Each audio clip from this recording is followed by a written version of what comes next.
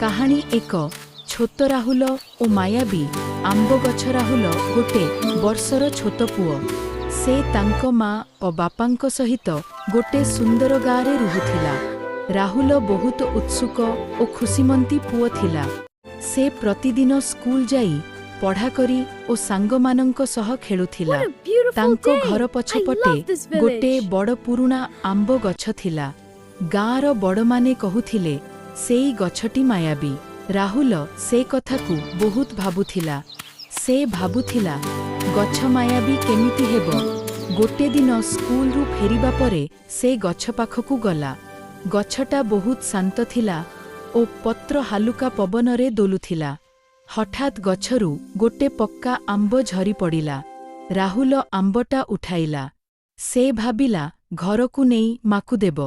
କିନ୍ତୁ ହଠାତ୍ ଗଛରୁ ଗୋଟେ ମିଠା ସ୍ୱର ଶୁଣିଲା। ରାହୁଲ, ଡରନି, ମୁଁ ଏହି ଗଛ। ତୁମେ ବହୁତ ଭଲ ପୁଅ। ତୁମେ ଗୋଟେ ଇଚ୍ଛା ମାଗିପାରିବ। ରାହୁଲ ପ୍ରଥମେ ଡରିଗଲା, କିନ୍ତୁ ପରେ ସାହସ କରି କହିଲା, ତୁମେ ସତରେ କହୁଛ କି? ଗଛଟା କହିଲା, ହଁ, କହ ତୁମ ଇଚ୍ଛା। ରାହୁଲ କିଛି ସମୟ ଭାବିଲା। ସେ ନିଜ ପାଇଁ କିଛି ମାଗିଲା ନାହିଁ। ସେ କହିଲା, ମୁଁ ଚାହେଁ ମୋ ଗାଁର ସବୁ ପିଲା ଖୁସି ରହନ୍ତୁ ଓ ସେମାନେ ଭଲ ଫଳ ଖାଇପାରନ୍ତୁ। ଗଛଟା ଖୁସି ହେଲା। ସେ କହିଲା, ତୁମ ମନ ବହୁତ ଭଲ।